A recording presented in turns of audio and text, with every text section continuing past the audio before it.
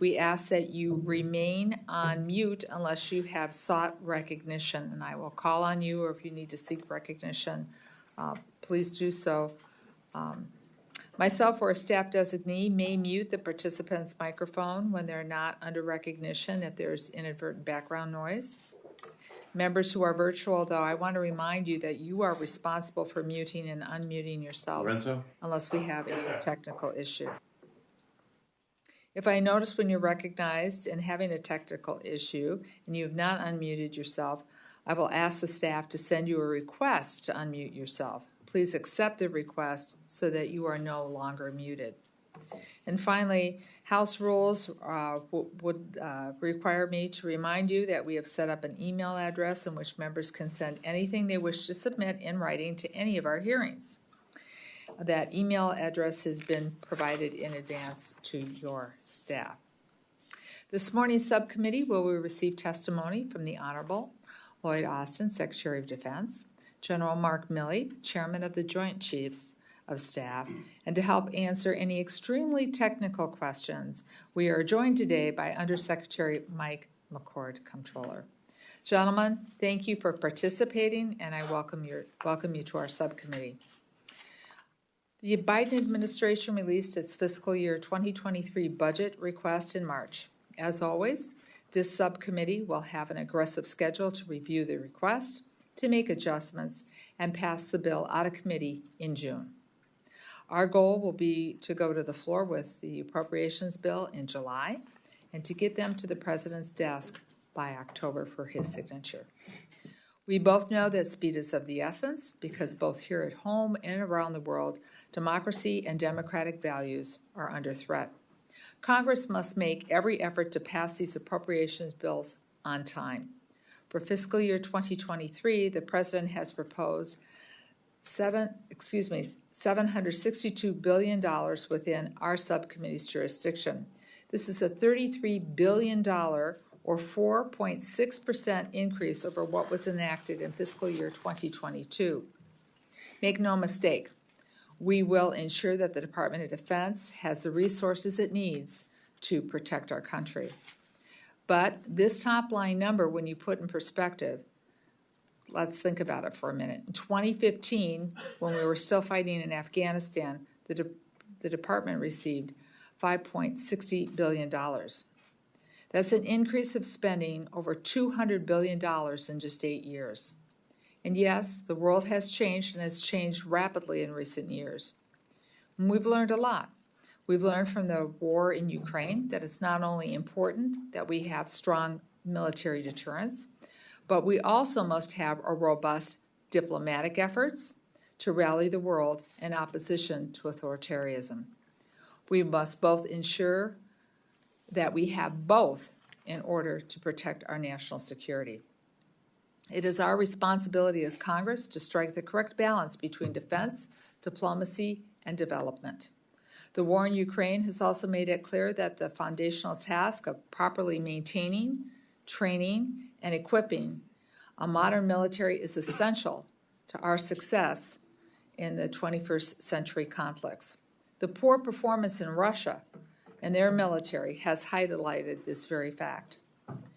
Taking care of our personnel, their families, providing our service members with the best training possible, ensuring logistics challenges can be overcome, and giving decision makers the best intelligence.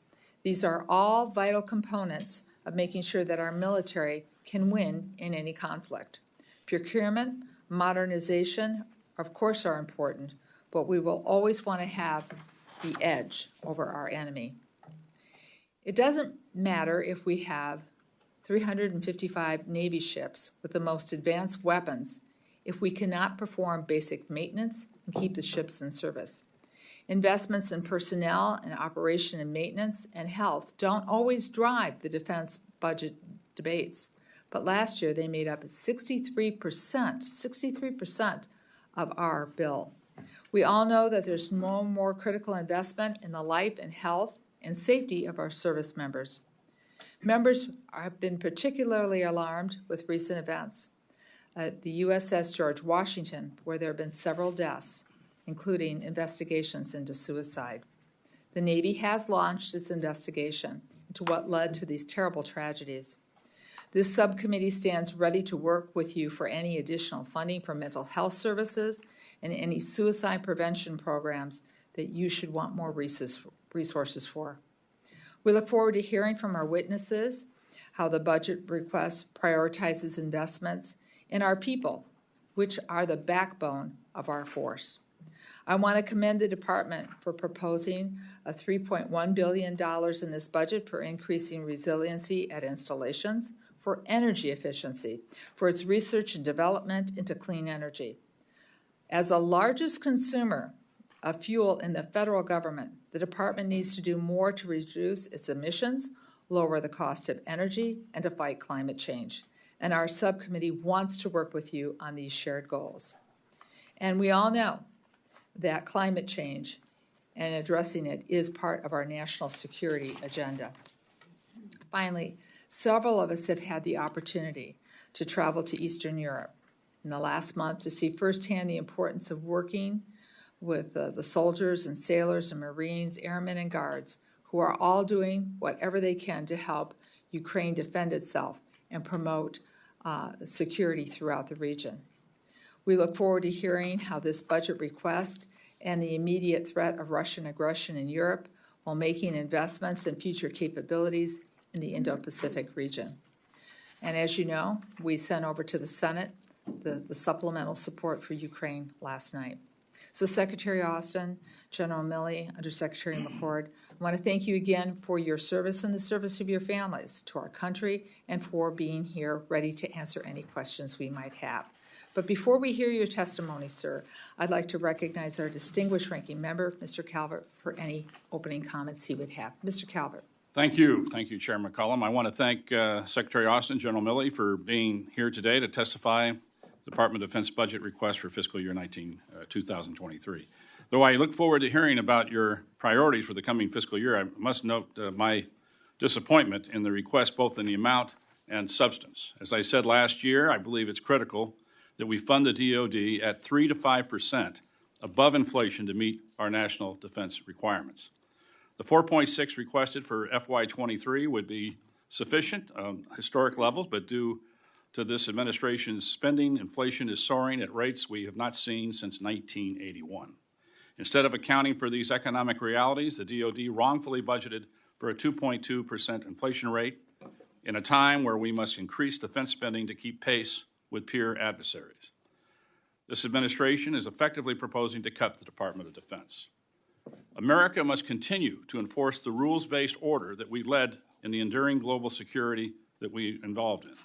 As we have seen in Ukraine, the world looks to the United States to stand by democratic allies around the world. This comes at a cost, but doing so is in our own national security interest. Republicans in the House and the Senate are united, just as we were in fiscal year 22, to ensure that our warfighters have the tools they need to be ready, modernized, and lethal. It's my hope that the majority follows that fiscal year 2022 conference framework that provided sufficient funding to DoD and that we pass our bills on time this year. Along with my disappointment in the top-line funding level, I also have serious concerns about some of the proposals by the administration. First, many of the services are continuing to pursue a divest to invest strategy. In some cases, like the Marine Corps, I think this is appropriate. In others, I fear some proposals are short-sighted and leave glaring capability gaps. We cannot simply hope that the programs will meet the needs of the warfighters. China, Russia, Iran, North Korea, non-state actors are continuing to invest in capabilities that threaten our security as well as our allies. I fail to understand how decommissioning 24 Navy ships, divesting hundreds of aircraft, helps us maintain our strategic combat advantage over these threats. Budget prioritization must, of course, occur, but we must be ready for a variety of conflicts to break out in multiple warfighting domains. Though I expect much of the discussion today to be focused on the situation in Ukraine, I do not want us to lose sight on what happened in the withdrawal from Afghanistan. Not only did this decision weaken our strategic footprint in the region, it directly led to the deaths of 13 U.S. service members. I look forward to hearing from you about what our enduring requirements in this region are, along with what capability we should be focused on in FY23 appropriation bills. Again, thank you for being here today. Look forward to taking time to question you, and I yield back my time. Thank you, Mr. Calvert.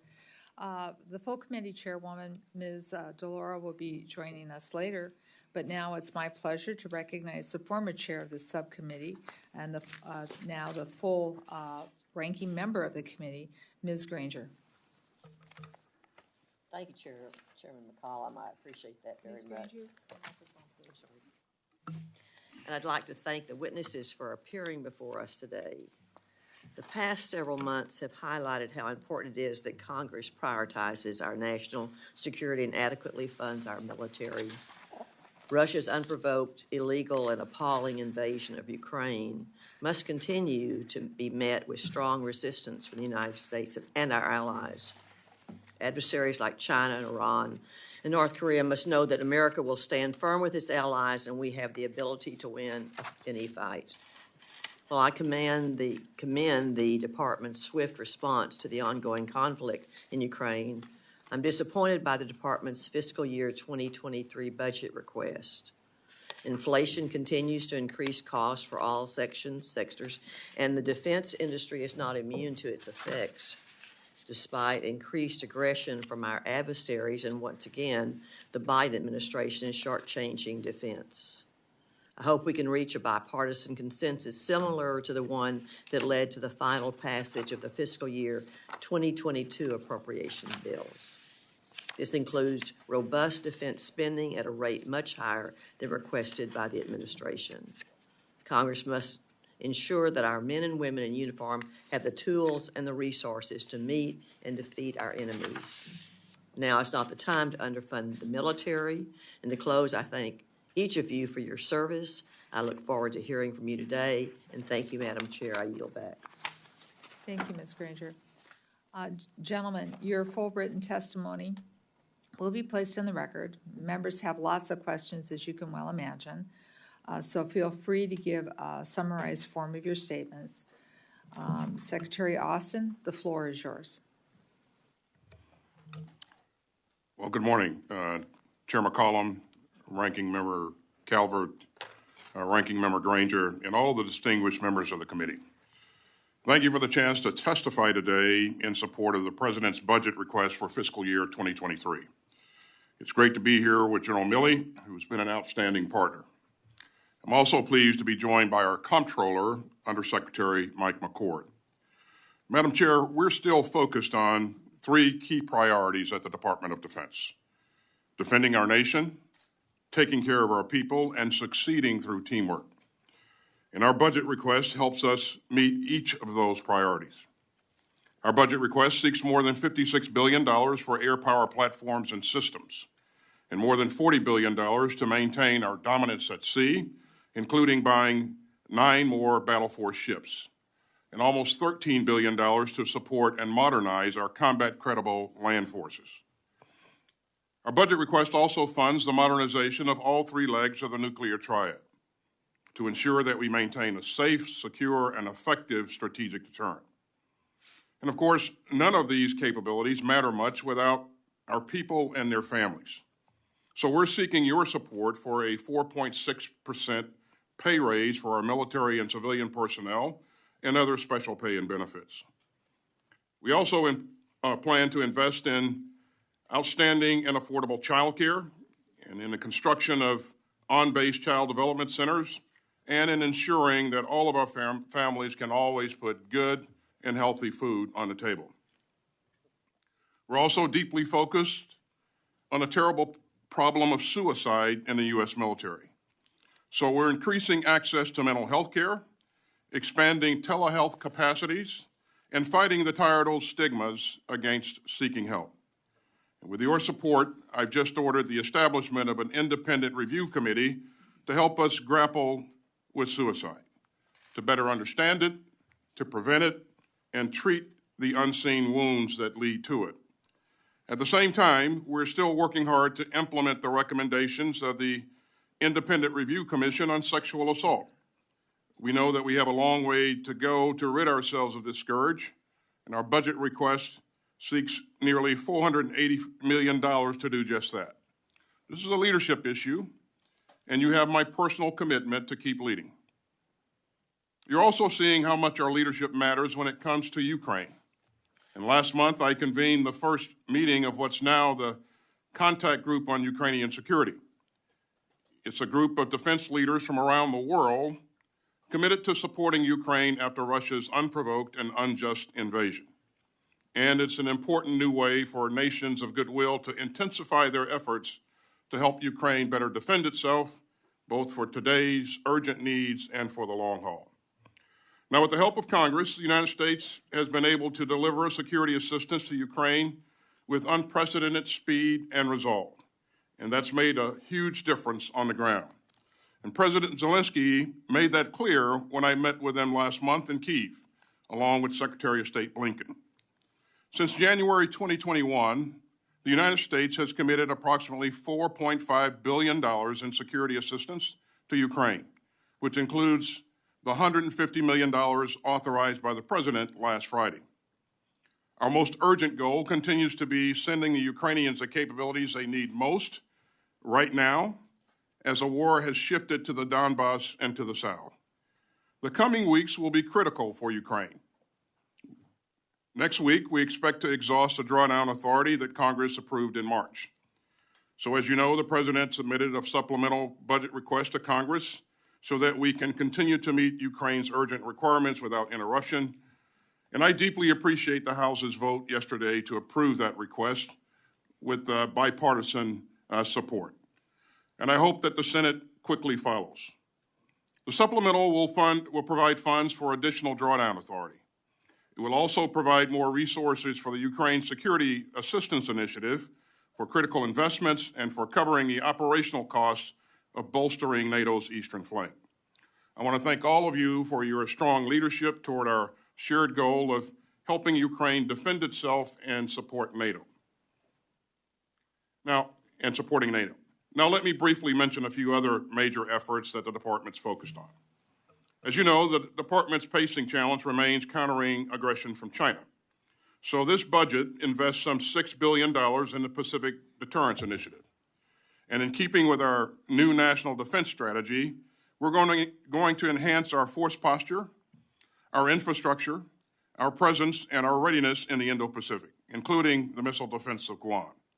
At the same time, we must be prepared for threats that pay no heed to borders, from pandemics to climate change. And we must tackle the persistent threats posed by North Korea, Iran, and global terrorist groups. So I'm proud that our budget seeks more than $130 billion for research, development, testing, and evaluation. And that's the largest R&D request that this department has ever made. This includes $1 billion for artificial intelligence, $250 million for 5G, nearly $28 billion for space capabilities, and another $11 billion to protect our networks and develop a cyber mission force. Madam Chair, this budget maintains our edge, but it does not take that edge for granted. So I ask this committee to support the President's budget, and with the help of Congress, we will continue to defend this nation, take care of our people, and support our allies and partners. Thank you, and I look forward to your questions. Thank you, Mr. Secretary. General Milley, the floor is yours. Chair McCollum and Ranking Member Calvert and Ranking Member Granger, I'm indeed privileged to be here alongside the Secretary of Defense and Secretary McCord to represent the soldiers, the sailors, the airmen, Marines, Guardians, the United States Joint Force. Our troops are the best led, best equipped, best trained, most lethal, and most capable military force in the world, largely due to your continued support. Alongside our allies and partners, at any given time, approximately 400,000 of us are currently standing watch in 155 countries and conducting operations every day that keep Americans safe. Currently, we are supporting our European allies and guarding NATO's eastern flank in the face of the unnecessary war of aggression by Russia against the people of Ukraine and the assault on the democratic institutions and the rules-based international order that have prevented great power war for the last 78 years since the end of World War II. We are now facing two global powers, China, and Russia, each with significant military capabilities, both who intend to fundamentally change the current rules-based order.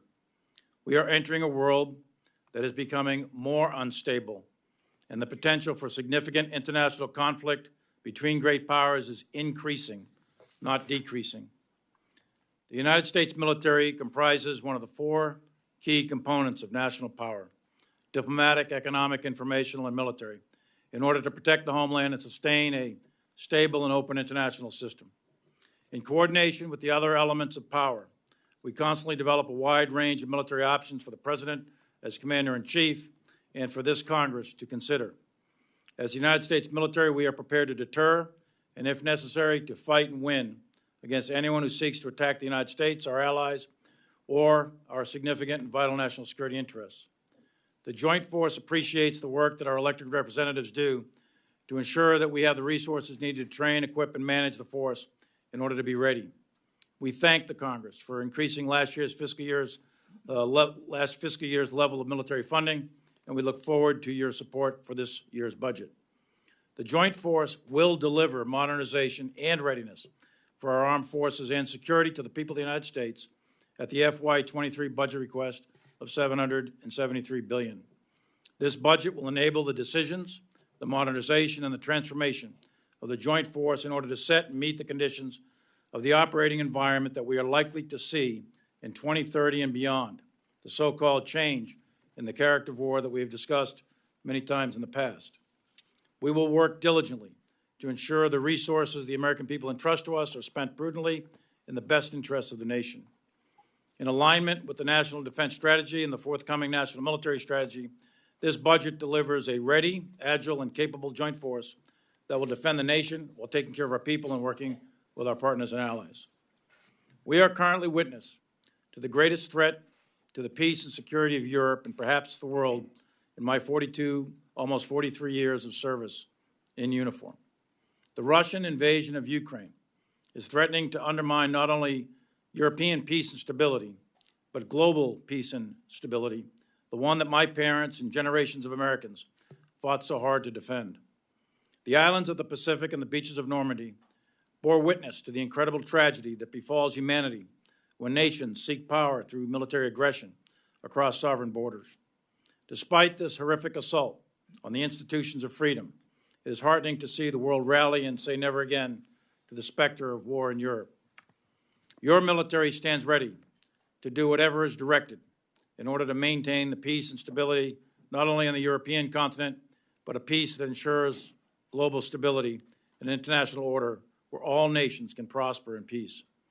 We are also prepared and need to sustain our capabilities anywhere else on the globe, as well as our priority effort in the Asia-Pacific region, measured against our pacing challenge of the People's Republic of China. And in defense of our nation, we must maintain competitive overmatch in all the domains of war: space, cyber, land, sea, and air. The United States of America is at a very critical and historic geostrategic inflection point. We need to pursue a clear-eyed strategy of maintaining the peace through the unambiguous capability of strength relative to China and Russia. This requires that we simultaneously maintain current readiness and modernize for the future. If we do not do that, then we are risking the security of future generations. And I believe this budget is a major step in the right direction. I look forward to your questions. Thank you. I've got three questions and succinct answers. I want to be a good steward of time for my my colleagues here up at the podium. Yesterday, President Biden referred to combating inflation as his top domestic policy. Would you please share with the committee the FY23 budget request and how it was built and the amount of program and cost growth, and then how you worked inflation into that? So, Secretary Austin, if you'd start out with that, and if you want to turn it over to Mr. McCord at any point, please do so. Well, thank you, Chair McCollum, and I will provide some comments, and I certainly will invite Secretary McCollum to Secretary McCord, to make some comments as well. We built this budget based upon our national defense strategy, which we just released, as you know, in classified form. We were very diligent, careful to make sure that we went after the capabilities that we needed to support that strategy. And I'm confident that we were successful in doing that. And this budget provides us significant capability. And again, as we match those capabilities to what's needed to be relevant in the work that we're pursuing in the Indo-Pacific and also in Europe, I think that again, this is a very healthy budget and provides a significant capability. When we built the budget, we had to snap the chalk line at some point in time, as you always do when you build a budget. And at that point in time, we made some key assumptions, and I'll let Secretary McCord speak to that. Mr. Secretary. Thank you. Yes, as the Secretary said, the first line of effort, of course, was building the budget to support the strategy and implement the strategy. But parallel to that, I was conducting a review, my team was, on what inflation was doing in calendar year 21, which was the period we were building the budget. So we came in with an assumption that the GDP inflation that we used would be about 2. We saw that was increasing. We doubled it basically to 3.9% for 22 as we built that price increase into 23 and going forward. If you look at the last 6 months of data, which we did not have then but have now, that number is now 5.3. So we are a little under, but we, as the Secretary said, we did the best we could with the information we had. We recognize that things have changed a little since then. And as I described in my rollout briefing when the budget came out, we put about $14 billion a year of additional pricing increase into each year of our 5-year plan for goods and services, another $6 billion for higher compensation. So about $20 billion per year from last year's plan to this year's plan just for the pricing increase on top of the strategy-driven specific program choices. So thank you for that. So inflation, as I said, the President is focused on combating it, and I know you will work diligently with both sides of the aisle as well as our staff as we move forward if we have any inflation issues that need to be addressed. But thank you for that answer. The run-up to the Russian invasion of Ukraine, the Biden administration engaged in an unprecedented campaign to declassify intelligence, one I fully supported, knowing what I was being briefed on and what I thought the American public and the world should know.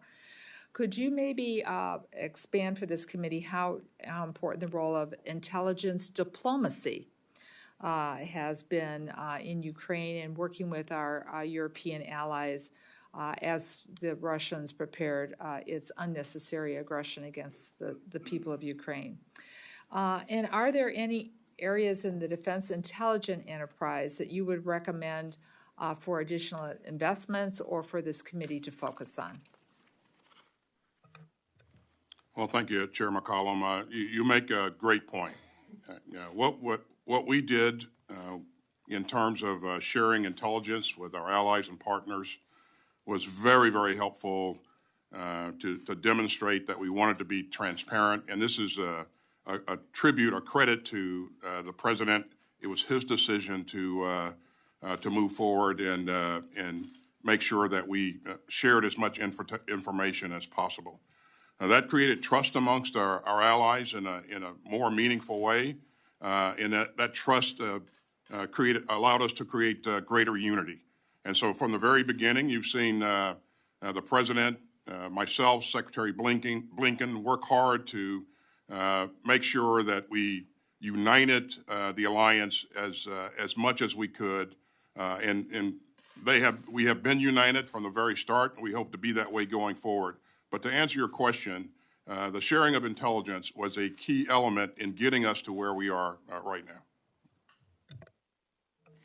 And then my last question, and I know I'll probably get a brief answer because we're going to be talking to your staffs as we move forward, but there's a lot of focus on the Indo-Pacific, and rightly so. But the Arctic also, with what is happening with climate change, the natural resources that are up there, the shipping, the distance the United States actually is from Russia, the fact that Russia and China at times are working together. And China's considering itself a near-Arctic nation, which as a geography teacher I find a little baffling, but they often say things that baffle me. Could you maybe talk about what the department is doing to coordinate activities in the Arctic, here again with a lot of our allies, a lot of our NATO allies, and any resources that you would want us to be focused on that are included in this budget? We are an Arctic nation. This is a region that's very important to us, and you've seen us address the Arctic in our strategy, our national defense strategy that just came out. You've seen us most recently open up a center that's focused on Arctic issues, and we continue the work of making sure that we have that center properly manned and focused on the right issues. We've conducted a number of significant exercises in the Arctic region here recently. As a matter of fact, there's a substantial exercise ongoing up there right now with air exercise, and that's been, we've been doing that throughout. We'll continue that work. We've recently had 2 combatant commanders visit the Arctic simultaneously, and so I think this is a focus area for us. As you pointed out, this is important, and we'll continue to resource it appropriately. Thank you for that, and I look forward to being a person from the bold north, as many of us on this committee are, not the gentleman next to me from Florida, however, to work with you on this. Mr. Calvert. Thank you, Madam Chair. Secretary Austin, I think we're all in agreement regarding the threats facing our nation. China is using all the instruments of national power to erode America's standing in the world. We received your new national defense strategy and your FY 2023 budget request. I'd like to know a few things. First, how does this budget align with your new strategy? And second, how does this budget specifically deter China and Russia? For example, with no clear shipbuilding plan and only 8 ships, as I read the budget, requested in the budget coupled with the retirement of 24 ships, I have a very big concern that we're not taking the threat of China aggression in the South China Sea seriously, especially when China is building 22 ships this year. We're retiring 24 and only building 8. How does this budget ensure that we're balancing the ability to fight tonight with a much-needed modernization across the armed forces? Well, thank you, sir. Again, when we built this budget, we built it based upon our new national defense strategy. And there is significant investment in a number of issues, a number of capabilities that are absolutely relevant to the competition with China. As you know, we have to be relevant in all domains, all warfighting domains, air, land, sea, space, and cyber. And in this budget, you see us invest $27 billion in space, and another $11 billion in cyberspace, $24 billion in missile defense and defeat, $7 billion in long-range fires, $4 billion of that is invested in hypersonics. And so we're investing in significant capability with this budget. And there's an additional $6.1 billion invested in our Pacific Defense Initiative. So we believe that again, this is going after the right capabilities to ensure that we remain not only competitive, but we maintain that competitive edge that we spoke of earlier. Well, obviously, from my perspective, and I think from the perspective of many of us on this side, is obviously all the things that you talked about we're supportive of. But at the same time, numbers do matter. And right now, as you know, the Chinese have, about 360 ships to our 280 ships. And they're building significantly, almost 3 to 1 to our capability. So that's a big concern. One other quick question on the issue of civilian personnel. I know I bring this up to you and others often. I have a historic trend sheet here that I would like to submit to the record. In the year 2000, there were 651,000 DoD civilians and 1,384,000 active duty military. Today, there's 100,000 more civilians, 752,000, actually 753,000 civilian employees to 1,350,000 active duty. So we've dropped active duty by 50,000 and increased civilians by 100,000, and the ratio obviously is out of sync to the historic average. And I think I've mentioned to you, if we went to the Business Council recommendation to bring that back to the historic ratio, we would save $125 billion over 5 years, which we could keep in the department and spend on procurement of building the ships that we need and building the new airframes that we need and assisting the Army and all the rest of the service on the capabilities that they desperately need. So, again, I would take a look at the reforms that are necessary to bring this back into some historic ratio where we spend the money where it needs to be spent. And, Madam Chair, I'd like to submit this, Chair, for the record. Without objection. Anything you would like to address on that, Mr. Secretary? Well, thanks, sir. As I've mentioned to you before when we talked about this, maintaining the right balance, as you pointed out, is a key objective of mine. And we'll stay sighted on this and make sure that we do in fact have the right balance. We've taken on a number of new initiatives. We're doing things in space and cyberspace and other areas that require additional staffing. But to your point, we have to make sure that we keep our staffs lean and that we have what we need and not more than we need. So I'm committed to you to continue to work this. Ms. DeLauro, or I should say full committee chair That's DeLauro. fine.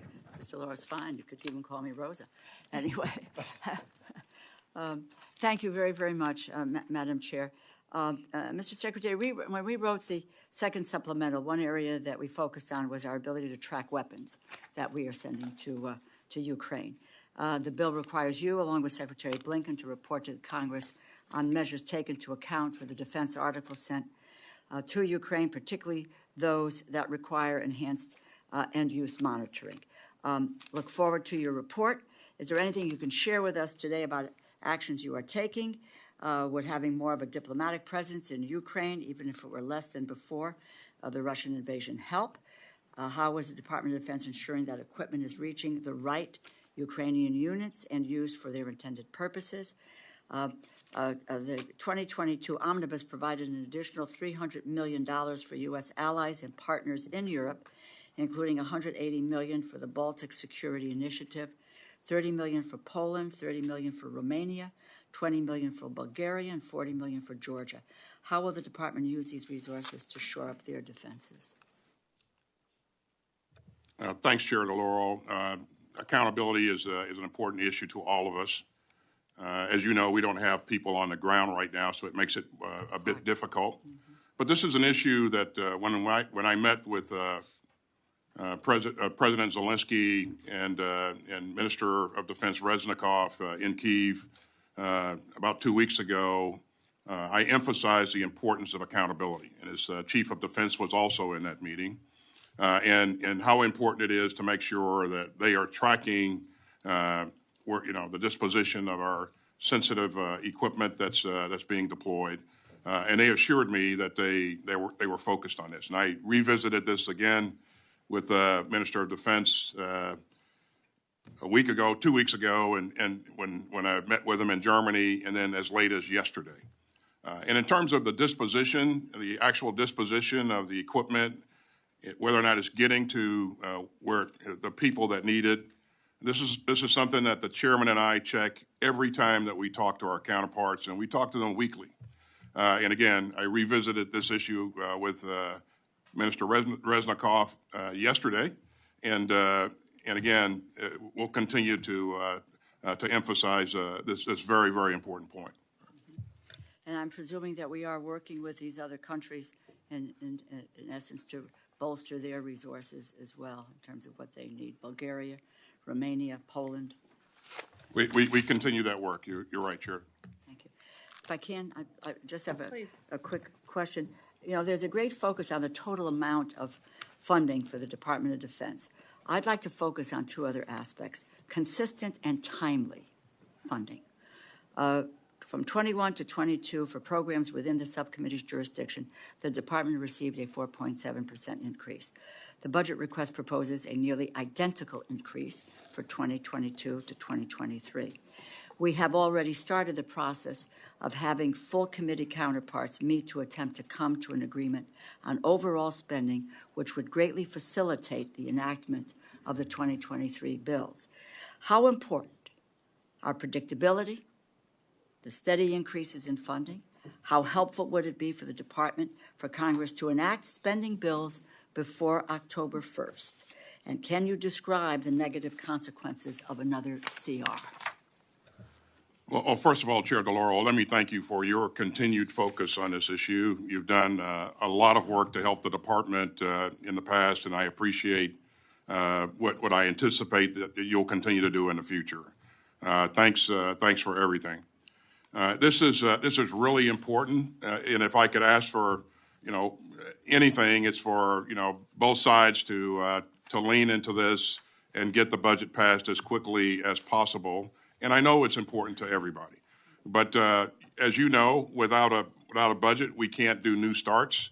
And some of the things that we want to invest in, which will give us that capability that helps us maintain that competitive edge, we're late in some cases getting started.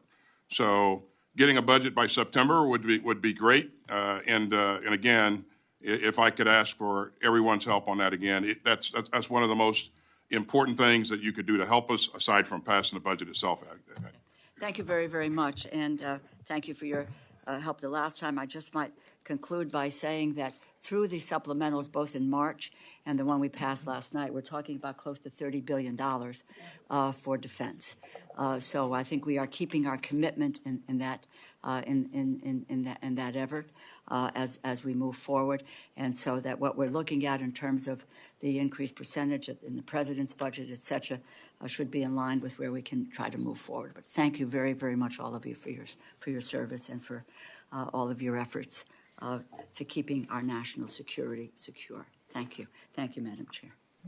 Thank you for working it in. I know how busy everybody I'm is. dash next door. So Next, for questions, we will hear from the full ranking member of the Appropriations Committee, Ms. Granger. Thank you. The military services want to retire equipment well before the end of their useful lives. The capabilities lost by retiring these assets will not be replaced until future systems come online. One example of this is the Navy's Littoral Combat Ship. General Milley, please explain how the department determines what amount of risk is acceptable when considering these types of retirements. The way we evaluate risk is risk to the mission. Primarily, we take inputs from the combatant commanders for that. And secondly, evaluate risk to force. And for that, we're looking at train, man, equip, which is primarily the roles of the service chiefs. Together, those come into me, and I compile that for the Secretary and provide him a risk assessment. With respect to the Littoral Combat Ship Navy program, Navy Marine program, there's an ongoing study for amphibious warfare and in the Navy for the shipbuilding, as was mentioned by Ranking Member Calvert about shipbuilding. And we base a lot of our analysis on those inputs from the Navy and the Marine Corps. So if you don't have a replacement for it and you're still considering it, then why would you mothball them, as we call it, at this time? Well, it comes down to balance in terms of what's affordable and what the Navy can afford and what the Department of Defense can afford. So there's risk calculations on what not to fund and what to fund. And the overall assessment was to go ahead and fund the 8 ships that we're buying and not to continue to fund the LCS for this particular budget. I have serious concerns about the way that was determined. I have another question. Secretary Austin, the conflict in Ukraine has placed a high demand on our supply of javelins, Stingers, and other U.S. munitions. This demand has highlighted a capacity issue for defense industry. How can we best support a robust and flexible capacity for our defense industry, and how can we ensure that we have stockpiles sufficient to meet demand for critical items needed in Ukraine and for future conflicts? Well, the stockpiles are something that the chairman and I monitor routinely. Certainly, we have the input from each of the services. In terms of working with industry to get them to open up lines and increase production, as you know, we met with industry early on. They've committed to doing that. You saw the president was just down at one of the Javelin, one of the places where we're producing Javelins here just recently, and got a thorough lay down. So the defense industry is leaning into this. It'll take a little bit of time to get some of these opened up to the degree that we want them opened up, but that work is ongoing. And I have to admit that the industry is meeting us more than halfway on this issue. Thank you.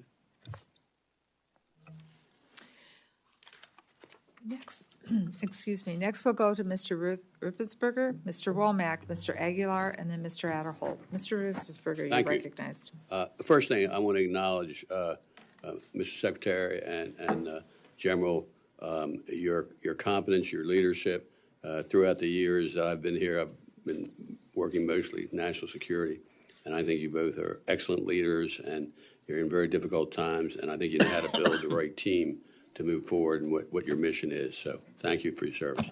I'm going to get into more a specific area, Ukraine cybersecurity posture. Over the last few weeks, we have publicly learned more and more about how our nation's cyberspace operations have both aided allies and partners like Ukraine, and our own understanding of our adversaries' capabilities and techniques in cyberspace. Now, how important is persistent engagement with malign actors in cyberspace, and how do you assess U.S. Cyber Command's capacity to build more partnerships like we have with European nations and other parts of the world?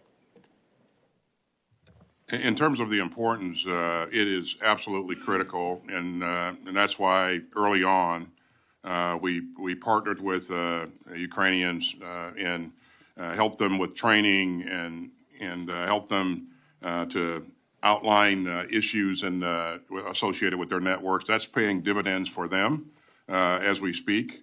It also allows us to get early warning if we see something developing that could be a threat to our allies or us. And so that's been very helpful to us. In this budget, sir, you've seen that we've invested some over $11 billion in cyber. That helps us to modernize the force, but it also helps to increase the size of the force. And that will help in our efforts to partner with additional nations, not only in Europe, but most importantly in the Indo-Pacific as well. So to answer your question, it's critical. We are building more capacity to be able to do that as we speak.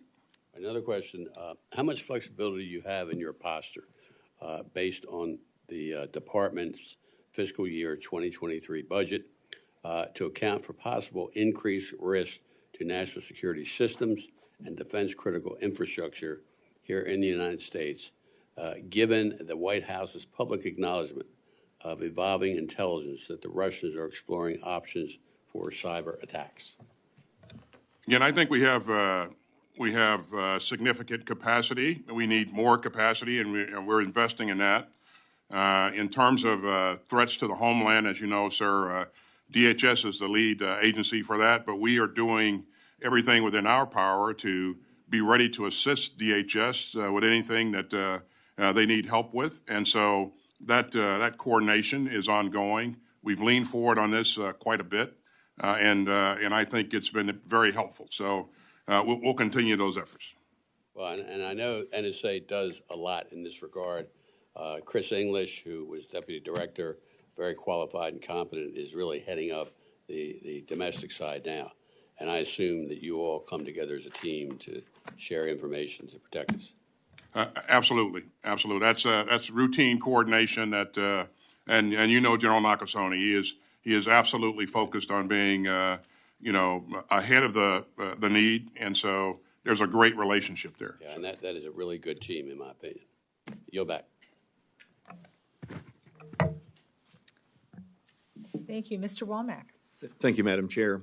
Thank you, gentlemen, for your service to our country. I want to follow up on a question that my colleague, Mr. Calvert, had asked about the Indo-Pacific strategy. The budget request seems to have small increases in force rotations, but no new real permanent increases in combat-capable military forces in the region. Instead, seems to be betting on more innovation and soft power in that strategy. In my opinion, the need for military power is not decreased, but we're choosing to try to plug in some gaps with maybe some non-military capabilities. So please, Mr. Secretary, help me understand, where I'm wrong on this and where this department is trying to go in meeting that very complicated strategy. And I don't think there's a right or wrong here, sir. I think what I would like to say is, number one, I think we have a very sound strategy, and you've just seen us roll out that new national defense strategy. It focuses on making sure that we employ capability in all 5 of the warfighting domains: air, land, sea, space, and cyberspace. And it also focuses on making sure that we leverage the capability resident in our allies and partners, and I think that's really important. And as we continue that work, I think we're seeing some great opportunities. But as we look at our strategy, making sure that we are in fact getting the capabilities of space and cyberspace integrated into our efforts, I think it's really, really key. Again, with the Pacific Deterrence Initiative, we have invested significantly in making sure that we increase our training rotations in the theater, that we're investing in some infrastructure and doing some other things. So I think it's a sound strategy. I think what we've asked for enables us to accomplish that strategy. Has the unanticipated extraordinary cost to deal with what is going on in Eastern Europe right now, has that cost impacted what we're needing or what we're trying to do in this budget for our biggest pacing threat, which is China? I would say no. I think that as we've taken on our efforts to help the Ukrainians, we certainly have invested quite a bit. As you heard me say earlier, sir, $4.5 billion over the last couple of years. But we've also seen investment from our allies and partners. Our major efforts here are, with NATO and with the allies and partners that are in the region, who are also investing in providing equipment and training to the Ukrainians as well. And it's that combination of effort that I think has been very, very meaningful. So to answer your question, we've maintained our pace, our efforts in the Indo-Pacific, all the while we were engaged in our current efforts in Ukraine. Got a question for General Milley.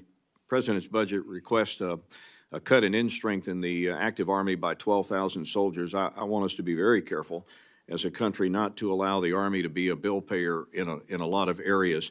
It also cut the strength for both active Air Force and Navy, but I'd like to specifically focus on the cuts to the Army, and that the Army's requested reduction is based on the reassessment of recruitment potential and obtainable goals. Can you speak to the pipeline and the impact it's having on our ability to meet our objectives on the recruiting and retention front?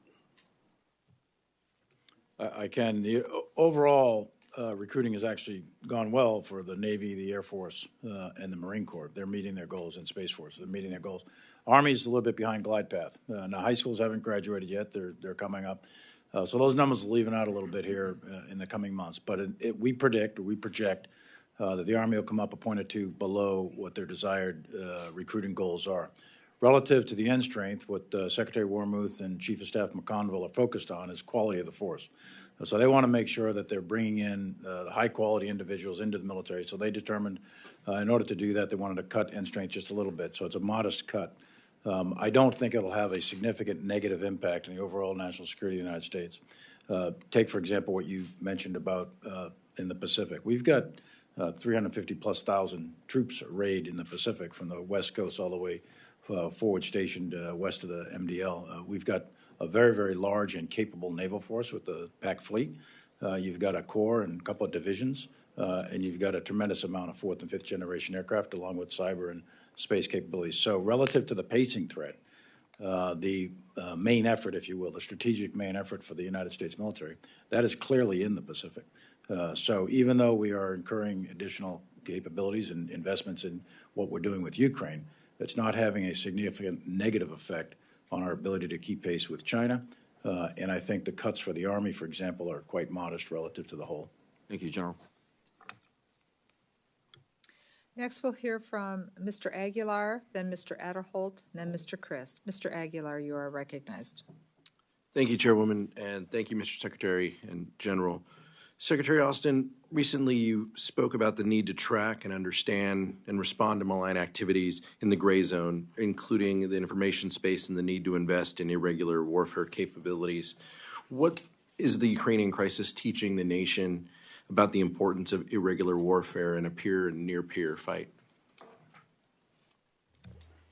Again, I think this is a thing that we need to be capable of addressing going forward, and that we account for that in our strategy. We've seen the Russians engage in this type of activity in a consistent fashion throughout, since 2014. We've watched this continue to unfold. So we'll need to make sure that we have the right capabilities and the people with the right skills to be relevant in this kind of activity going forward. How are we thinking about future policies, existing policies, that will enable us to compete effectively in this climate moving forward? And our policies, we need to make sure that they support speed of effort, and that we have the authorities necessary to get after the things that again will be effective in this fight. And I think, as with anything, our policies and authorities will evolve as we continue our efforts in this and other places around the globe. Thank you. Mr. Secretary, I wanted to shift topics and talk about domestic violent extremism and express my support for your continued commitment to address threats of domestic violent extremism in the military. You previously spoke with us and said that 99.9% of troops serve with dignity and honor. But a small number can have an outsized impact on a great organization. And you've talked about including reworking existing screening procedures for recruits, partnering with other federal agencies, and revamping insider training programs. And General Milley, you've spoken about these as well, these programs. Secretary, can you talk about how the fiscal year 23 budget request continues support for these efforts? It certainly does allow us to continue to support the policies and procedures that we put into place. And again, I would echo what you said earlier. My firm belief has been and remains that 99.9% of our troops are focused on the right things and are doing the right things each and every day. We certainly, as you pointed out, need to do a good job, a better job of screening people as they come into the military, and also as they're in the military, making sure that they remain focused on supporting those values that they've sworn an oath to uphold. But we have in this budget, we've asked for an ample amount of funds to to support our efforts that you asked about. General, domestic violent extremism, and you've spoken with this committee about this in the past, and I appreciate your comments. What more can we do? How should we be thinking through future insider threats and some of the policies that might need to be addressed and changed? Just a couple of things. First of all, I think the size, scale, and scope of the problem is very, very small inside the military. And as the Secretary just said, 99.9% of those in uniform are serving their country faithfully, and they're faithful adherence to their oath to the Constitution of the United States. Having said that, small numbers can make a big difference if they choose to use violence in some manner, shape, or form. So it all comes down to good order and discipline of the force, and that is the role of the chain of command. So the best thing we can do is to reinforce the authorities of the chain of command, educate the chain of command to signs and indicators of radical extremism on one bent or another, and then to take appropriate action if they identify someone who displays those sorts of behaviors. We're into behavior, not thought. That's a very, very important distinction. We're not out to govern people's thoughts, but behavior is a different matter.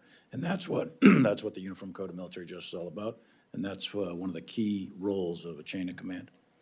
I appreciate the leadership that both of you have shown in this regard, and thank you for continuing to work with this committee and others to address these issues moving forward. And like you both said, an incredibly small number, but we want to make sure that they were doing everything we can to protect the workforce, protect the country, and ensure the proper leadership. So thank you both so much. Yield back, Madam Chair.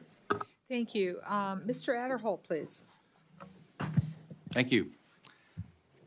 Secretary Austin, General Milley, Undersecretary McCord, thank you all three for being here today. My first question deals with some mineral issues that we've potentially could have, problems we could have in this country. Of course, the Russian invasion of Ukraine has demonstrated how Europe has been affected by reliance on Russia for resources like oil and gas. But a recent U.S. Geological Survey report illustrated that the United States is similarly reliant on Russia and China for some of our most critical mineral needs.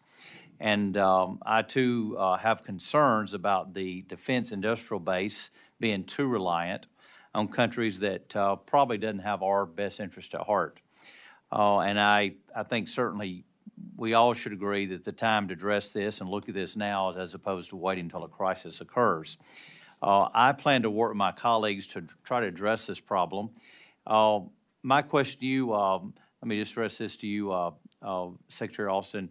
How concerned are you about the risk posed to the defense industrial base by continued reliance on strategic adversaries for our critical minerals? And what else can we do to try to address this issue? You raise a very good point, sir. This is an issue that's very important to us. It's also important to our country. It's important to our president. As you've seen, the president adopt an initiative that causes us all to focus more on our supply chain vulnerability. DOD certainly has a key part of that.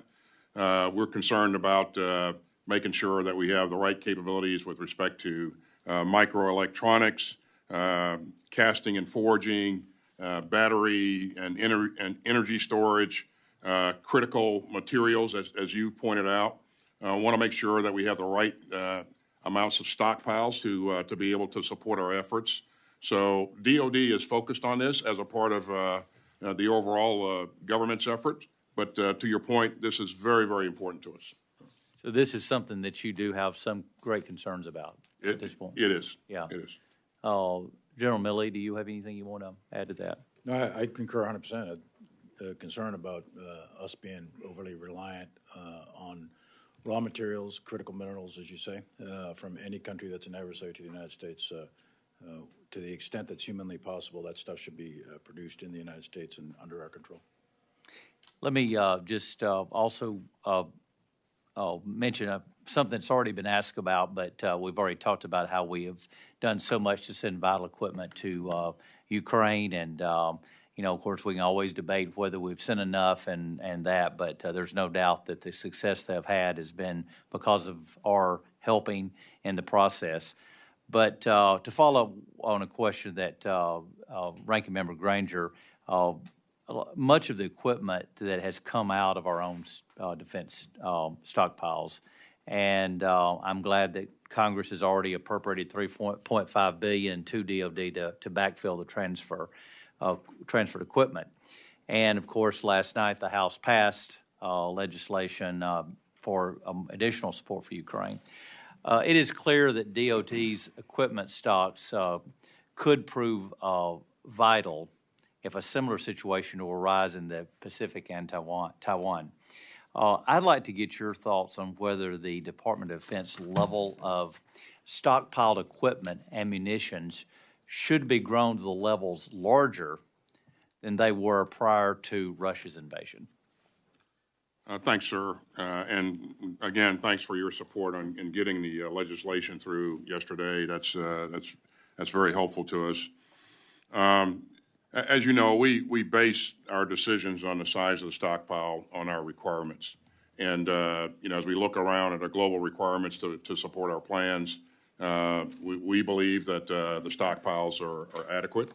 And if we believe that we need to grow them based upon changing situations or changes in our plans, then certainly we'll do that. We'll take that on and make sure that we advise the president that that's a necessity. But right now, again, our requirements put us in a place where we have the stockages that we have, and we think it's about right. So do you think if we increased our stockpiles, it would deter aggression by China toward Taiwan?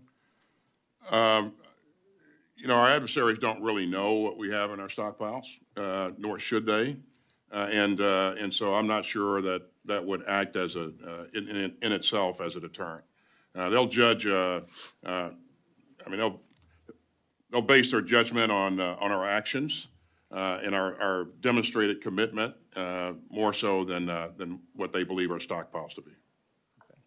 Thank you. I yield back. Thank you, Mr. Adholt. Mr. Christ, then Mr. Carter, and then Ms. Kilpatrick. Mr. Christ, you're recognized. Thank you, Madam Chair. I want to express my gratitude to you, Mr. Secretary, and General, to you as well. As Member Rippensberger mentioned in his beginning comments, the service you provided to our country has been extraordinary, and God bless you for your dedication to protecting America and freedom. So I was curious. I read about the hypersonics that were used against Odessa. Obviously, that's very disconcerting, and I wondered if you had any commentary if we should expect more of that, or what your view of it is. Either one of you. Please. A couple of comments. One is the Russians have used several hypersonic missiles. Obviously, the distinguishing factor of a hypersonic missile is the speed at which it travels. And we have analyzed each of these shots that they've taken. And I'd like to go into a classified session and discuss any of the specific details. But other than the speed of the weapon, in terms of its effect on a given target, we are not seeing really significant or game-changing effects to date with the delivery of the small number of hypersonics that the Russians have used. But I can elaborate further in a classified session if you'd like. Sure, I appreciate that. Mr. Secretary, you have any comment on that? No, I absolutely agree with the chairman. They've used a number of them. Ukrainians are still fighting, and I'll leave it at that. Very well. Is this the first time that we know that they have decided to utilize hypersonics in this war? This, to my knowledge, is the first time of use of hypersonic munitions in a combat situation.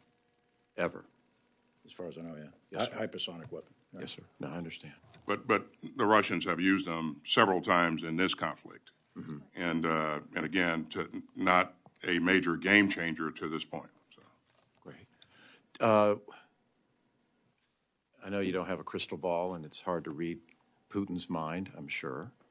But given the fact that he's utilizing these weapons now, these missiles, do you think that exacerbates the potential for nuclear or not?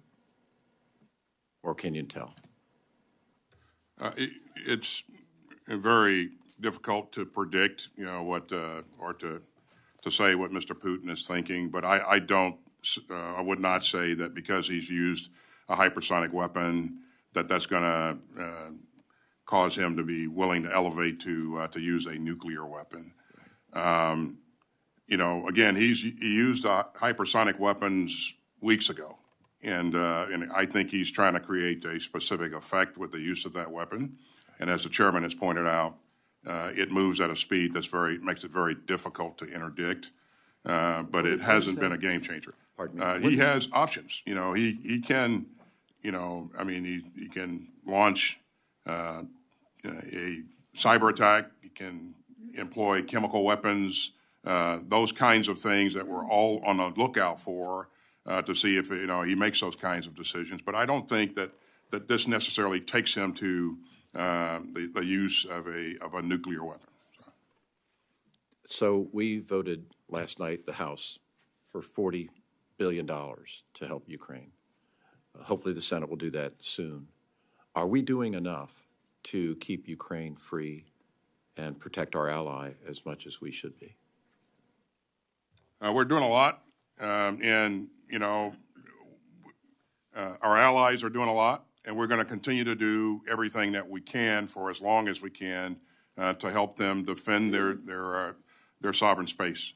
And so I think the Ukrainians are very grateful for what we're doing for them. It has made a significant difference in their ability to blunt the advance of a superior Russian force.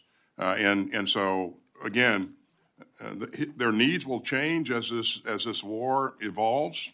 At the beginning of the fight, sir, you remember we were focused a lot on providing anti-armor and anti-aircraft weaponry. That really put them in a good place. It helped to help them win the Battle of Kyiv in the north. But as the fight has shifted to the south and to the east, we now see that they have more of a need for long-range artillery, tanks, and armored vehicles, and those sorts of things. And in working with our allies, we're talking to the Ukrainians routinely, and we're trying to provide them exactly what they think they need in the fight. Great. Well, thank you both again very much for what you're doing and protecting this democracy and this great ally of the U.S. Thank you, Madam Chair. Mr. Carter, then Ms. Kilpatrick, and then Mr. Diaz-Balart. You'll be joining us by video. Mr. Carter. Gentlemen, welcome. Thank you for being here. I want to tell you about a conversation I had with a group of people in my district last week. You know, I've got Fort Hood in my district. You all know that. I'm very, very proud of our men and women that serve in uniform, and I commend you for trying to give them the very best. But we also, as we take care of our warfighters, have to remember the burdens that things in the real world have on that is the economy, has on the families of these warfighters.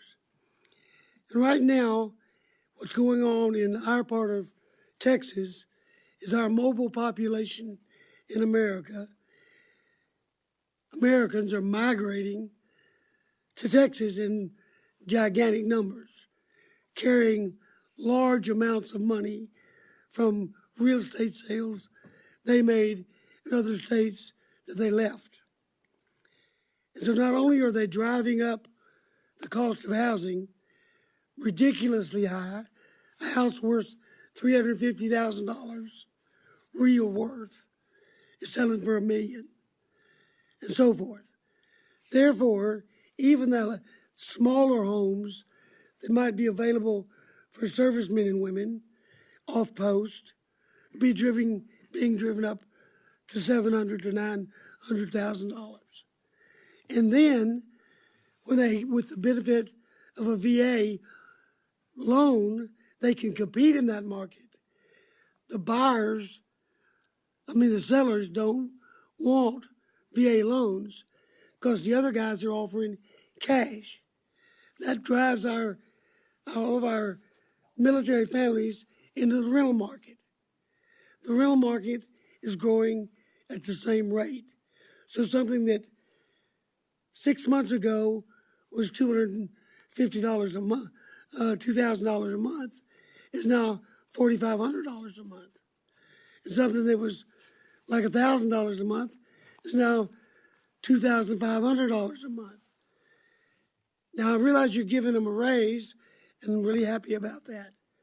Have you considered increasing BAH levels to meet this type of inflationary challenge that we're seeing around our posts, not just in Texas, in many other parts of the country? I'd like to hear your comments, Mr. Secretary, and also General Milley. Thanks, sir, and thanks for your tremendous support of our troops and families in the Fort Hood area. That's a pretty important part of our overall structure in the military here. Big installation. This is a very important issue to me. You know, the health and well-being of our family members and our troops. You saw us take some action last year or this year to increase BAH in certain areas that were challenged by the forces that you just mentioned. What we're asking for in this budget is help to do more of the same going forward. I think this is really, really important. You know, that the strain caused by rising rent cost and you know, a number of other things are really kind of creating some adverse effects for our lower ranking enlisted, and we remain cited on this. So we're asking for that, some help with that in this budget. We're also asking for $2 billion to support the construction of family housing, military family housing, and the improvement of military family housing as well. So thanks for your support thus far, and I believe this is really, really important.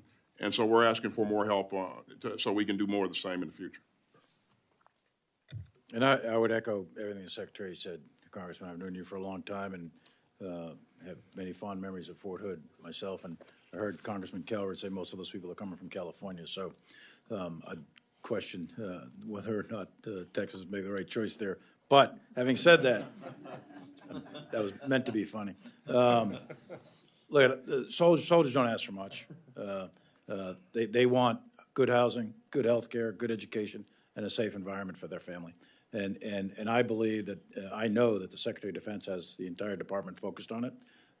And I will personally take a hard look at the BAH numbers to see if it's appropriate to make further recommendations on any further increases in terms of housing allowances specific to the Fort Hood area or other areas that are experiencing that. The gentleman, you'll enjoy my constituents. They're fine people. I hope so. I hope so. Okay, thank you. I have another question, but I know I've run out of time. We'll make sure it gets submitted for the record. Thank you. And as you know, there's a freeway that connects Texas and Minnesota, and we have better fishing. So, Ms. Kirkpatrick, we're going to go to you. Mr. Diaz-Balart, if you wouldn't mind getting ready to turn on your video. Thank you, Ms. Kirkpatrick. Thank you, Madam Chair. My first question has to do with climate change. Mr. Secretary, I'm pleased to see the concerted effort in the budget addressing climate change. The Department of Defense has recognized for a while that a changing climate will have significant economic impacts across the globe, lead to food insecurity issues, and potential shifts in regional balances. The Department of Defense is proposing to invest $3.1 billion in this budget for increased generators, storage, and resiliency at military installations, which is a top priority for Fort Huachuca and Davis-Monthan Air Force Base in my district. This funding would also go toward improved energy efficiency and logistics and research in reducing energy demand, improved storage, and other energy supplies. Secretary Austin, what are your goals as you direct the department's efforts to meet the climate challenge? Well, thank you. And I think you nailed it right away when you mentioned that this does affect not only our installations, as we look at our installations and in the coastal regions, with the effects of rising water levels, the effects of severe weather, as we have had to deploy troops with a greater frequency to address the aftermath of severe storms. We're deploying troops to fight fires. But to the point that you made earlier, in the regions that we operate in, we're seeing climate change cause migration in some cases, and increased competition for water. So DoD is the largest consumer of energy in government. Our goal is to make sure that we reduce our carbon footprint by reverting to on our installations using more electric vehicles. I've challenged our installation commanders to find ways to be more efficient in their energy usage.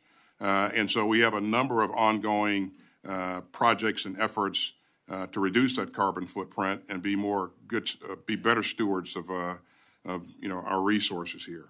But again, to the point that you've made, we're asking for $3.1 billion in this budget to help with our efforts in addressing installation resiliency and energy storage. Thank you. My second question is for General Milley. It has to do with military medical reforms. The military health system is undergoing its most significant transformation in decades. Medical reforms have included a transition of military treatment facilities from control of the services to the Department of Health agencies, and reducing military medical manpower in support of the services lethality priorities. General Milley, are you concerned about the direction of military medical manpower? Are efforts being coordinated across the military services and with the joint staff? And what are the concerns with the medical manpower reductions the services are anticipating? Thanks for the question. The key issue here is the readiness of the force and the medical readiness of the force. And do we have enough doctors, nurses, and medics or corpsmen in the fielded force to handle combat conditions? And are there enough doctors and nurses available to man combat support hospitals and other field hospitals that are necessary in combat? And candidly, I do have concerns about that. It's a very challenging subset of our overall military personnel challenges, but that one in particular causes great attention because in time of war, as we all know, there'll be significant casualties. In peacetime, you're manning these treatment facilities, these hospitals and clinics, but in wartime, they're going to go forward, and that is where the readiness issues will show up. Right now, we're okay on a day-to-day basis, but I do have concerns that if we did have a significant conflict in terms of our medical personnel and our ability to deploy. Madam Chair, I have another question, but I'm just about out of time, so I'll submit that for the record, and I yield back. Thank you. Thank you, Ms. Kirkpatrick, and we're going to be having a military health hearing where we'll get in more depth than that. Mr. Diaz-Balart is submitting questions for the record. He had to leave, so we're going to turn to Mr. Rogers and then Ms. Bustos. Mr. Rogers. Mr. Secretary, Undersecretary. Mr. Rogers. Oh, it's on. It's on. Can you hear? And General, welcome and thank you for your lifetimes of service to the country. It's appreciated by millions of Americans. Let me bring up a topic that is tough to deal with, and that's escalation, or the possibilities of escalation in Ukraine. I know it's our policy to not be directly involved, and you've maintained that distance. However, the Russians have no compunction about the morals or fair play or rules of war, if you will, and are demonstrating that daily. Suppose, for a moment, that the Russians decided to go after the missile sites in Poland or in the region of any sort, what do we do? What are the rules of the game that we're into here in this battle? Well, thanks, sir. And to your point, it's always dangerous to go down the road of hypotheticals, but this is an issue that's very, very important. If Russia decides to attack any nation that's a NATO member, then that's a game changer. Then, with respect to the Article 5 commitments, certainly NATO would most likely respond as a coalition in some shape, form, or fashion. And this is a thing that NATO has looked at what it takes to defend NATO countries. It's a thing that's important to us as well. But as you look at Putin's calculus, my view, and I'm sure the chairman has his own view, but my view is that Russia doesn't want to take on the NATO alliance. He's got a number of troops arrayed in the region right now on the Ukrainian border, and he had some in Belarus and still has some there. But there are 1.9 million forces in NATO. NATO has the most advanced capabilities of any alliance in the world in terms of aircraft, ships, types of weaponry that the ground forces use. So this is a fight that he really doesn't want to have, and that would very quickly escalate into another type of competition that no one wants to see. Yeah. I would just say, Congressman Rogers, that we monitor this literally every day. It's one of the most significant things we're doing is monitoring the potential risk of escalation in any domain and by geography, by type weapon, et cetera. And it's something that the Secretary has us laser focused on, the President has us laser focused on, and the National Security Establishment is monitoring it very, very closely. We can give you more thorough briefings in a classified session. You asked the question about what we would do. Of course, that's speculative, but there are conditions, there are contingency plans, there are things that we have looked at and will continue to look at, and we monitor it every single day very, very closely. Are we prepared to respond in some fashion? I would say that it depends on the the situation, type weapon, nature of escalation, where was it Article 5, was it not? There's a laundry list of questions, and depends on what the answers to those questions are. But in the short answer is yes, of course we are. Militarily, we are very, very capable of responding to any form or fashion of escalation if directed by the President. And sir, you've heard the President say that we will defend every inch of NATO. And you saw that resolve demonstrated shortly after Putin launched his invasion into Ukraine. We deployed forces to reassure our allies in the Baltic states and on the Eastern Front of NATO. And the President's been very clear about his resolve throughout this. He is committed to defending every inch of NATO. Thank you, gentlemen. Thank you, Mr. Rogers. I'm going to read the next four speakers. However, I will recognize Mr. Cole should he walk in immediately after Ms. Bustos. He is ranking member on an NIH hearing that's taking place across the hall. With that, it'll be Ms. Bustos, Ms. Capter, Mr. Ryan, and Mr. Kilmer. Ms. Bustos, you're now recognized. Okay, thank you, Madam Chair. Appreciate it. And thanks to our distinguished panel. Appreciate your service to our country. The congressional district that I represent is in the entire northwest corner of the state of Illinois, includes the Rock Island Arsenal. And so I'd like to ask a question around that. We talk a lot about ships and planes and space capabilities when we look at our national defense. But the majority of the sustainment burden for a prolonged conflict is going to rest with the Army, specifically the Sustainment Command. And obviously that is part of the arsenal, and that leads to my question. If you look at history, we know the pivotal role that the Army played in our victories in the Pacific during World War II. So wondering about how we prioritize and account for this in the Army's budget and planning if we assume significantly larger investments in the Departments of Air Force and Navy. And maybe we'll start with you, General Austin, if you could address that, please. Of course, we start with the strategy, as we've said earlier, and then we make our investments based upon what it takes to support that strategy. And you are correct. The Army has played a critical role in the past. It is playing a critical role as we speak, and it will always play a critical role.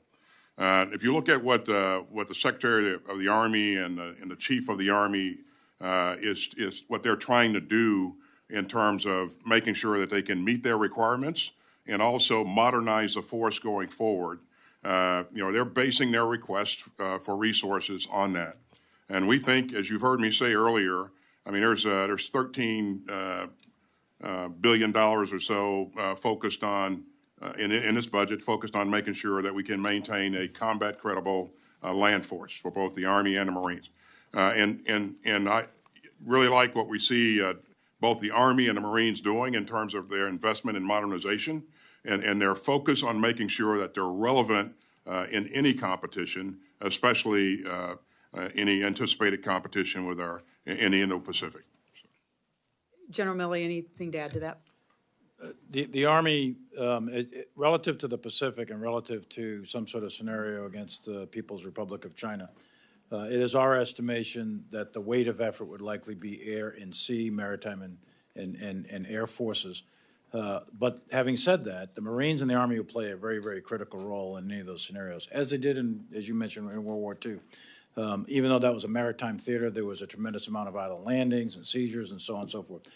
So it is not a singular service. It is always a joint force executing combined arms operations in all the domains of war to achieve integrated deterrence before war or to achieve victory in the conduct of war.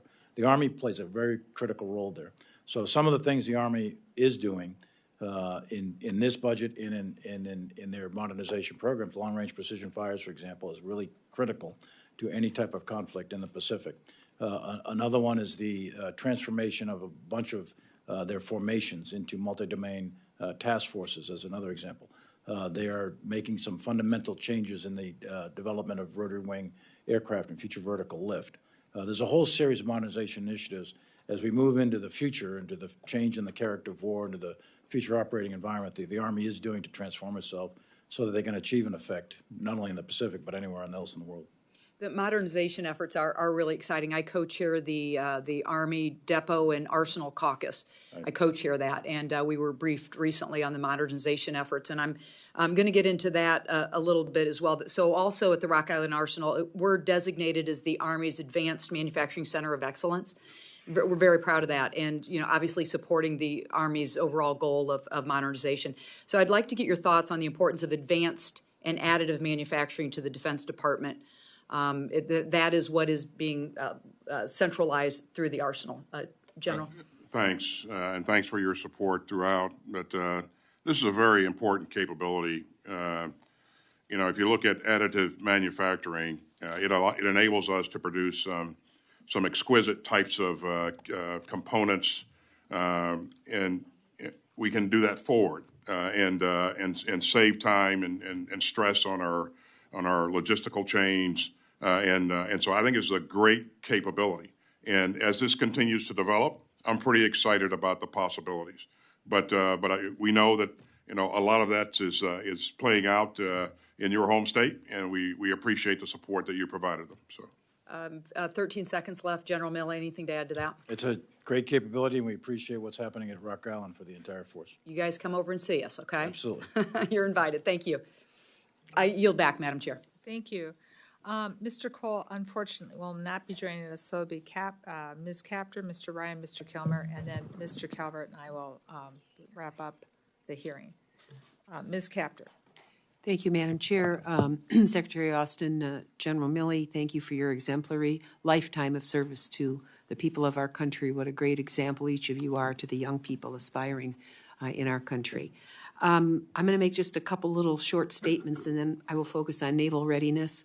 But I come from the 4 Seacoast, and as the Department of Defense considers deploying various assets, and I just ask you to please don't forget the defense industrial base of the country, which Congresswoman Bustos referenced right now, both in terms of manufacturing capacity as well as energy. We are often overlooked as the 4 Seacoast as we look at just the Washington, D.C. area, for example. And so I just wanted to point you to that 4 Seacoast. Secondly, in terms of issues, I'm very concerned about our military and the nutritional value of food served to our military personnel, having just come back from Grafenwöhr and Rzeszów in Poland. And I would like you to find someone in the department that could come to my office and we could discuss this. I would be very grateful for that. And then secondly, the question of Russian vulnerabilities in terms of Ukraine right now. I don't want to talk about it here, but I hope someone somewhere in the defense establishment would be able to brief us on that, as well as the global energy supply issue and how that relates to what is happening on that continent far from here. Thirdly, I just wanted to mention the issue of behavioral health. And I was down at Southcom with some of our members years ago, and shortly thereafter, though the topic of the meeting was behavioral health, extremely high-ranking individual took his life in Bahrain, some of them I had met down there. And so I can put this on the record as a member of the Mental Health Caucus here in Congress. We are 100,000 neuropsychiatrists short as a country. We are 400,000 behavioral nurses short. So how do we attempt to help the people of our country, whether they are principals in schools or commanders of units in the military, when we don't have the personnel to do it? I would urge you to consider the Uniformed Services University of Health Services as a portal where we could create a program that would draw people in. They're not going into this field because they earn more operating on people's knees than they do taking care of their neuropsychiatric conditions. But maybe we could have a combined military-civilian program that would draw people into this so we could help the people of our country. I just want to put that down. Finally, in terms of naval readiness, I have to say I'm terribly concerned about what happened on the George Washington and on the WASP. I know that one of my other subcommittees, we deal with nuclear weapons, and the time it's taking both to retool the weapons as well as repair ships is creating a dispirited situation for some of our naval personnel, for example, who thought a ship would be maybe repaired by, if it's sitting in Newport News, a year ago or a year and a half ago. For hundreds of those sailors, they have no access to housing or a car, and they're stuck on the ship. This is really demoralizing. And I am troubled by the defense submission on the Navy because I see it getting worse. And so I just wanted to point a flashlight at this part of the budget and say, we got to do something. And I'm not sure what it is, but we can't keep trying to do everything and not doing it well and not taking care of those who are in service to our country right now and the equipment that we are using, and to try to get a faster pace to repair. The George Washington's going to be up there in dry dock for another year. It was supposed to be finished in 2022. So I'm really worried about this issue, and I'm hoping at another briefing or somehow we can get greater clarity on where we're headed on this. So if you have any comments about naval readiness and the backlog of repair, its impact on morale, and where we head, your budget makes me even more nervous. Mr. Secretary, I'll yield Ms. Captor an additional minute so that you can start answering that question, and the rest we'll take for the record. Mr. Secretary. Okay. Well, certainly I share your concern on the issue of mental health and our access to resources, and that's why we're asking you for, in this budget, additional resources to help us provide greater access to our troops, which includes telehealth care opportunities as well. But this is a really, really important issue. I certainly will take on your recommendation to take a look at our uniformed services piece here and what can be done there, so we'll have somebody come talk to you on the other issues that you raised as well. And if you want to talk on global energy supplies, we'll liaise with with DOE as well to make sure that they know you have an interest here. The repair of a nuclear carrier is very, very sophisticated, and especially that level of repair that it's ongoing. The pressure that COVID has put on all of our enterprise is significant, but that work has continued. Certainly not at the pace that we'd like to see it continue. That there are 2 investigations ongoing by the Navy on the George Washington issue, and I look forward to seeing the results of those investigations. And I think the Secretary of the Navy is headed down to visit with the George Washington chain of command here on the 17th, and should have greater insights to provide from that visit as well.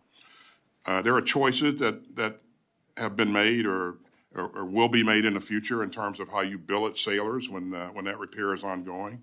Whether or not we made the right choices is left to be seen. Certainly there's a problem there. We got to understand what that problem was a bit more, and then we have to figure out what to do to ensure that we don't have these kinds of problems in the future.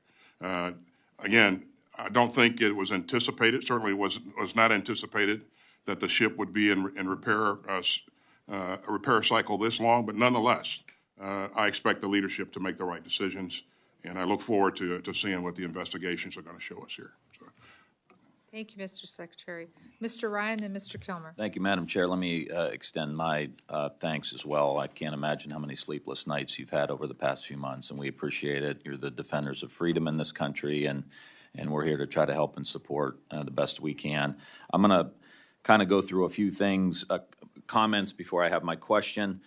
First, let me just say my own personal opinion. We know this ultimately is going to be the decision of Ukraine and their leadership, but I don't think that the Russians should be allowed to have an inch of territory in that country.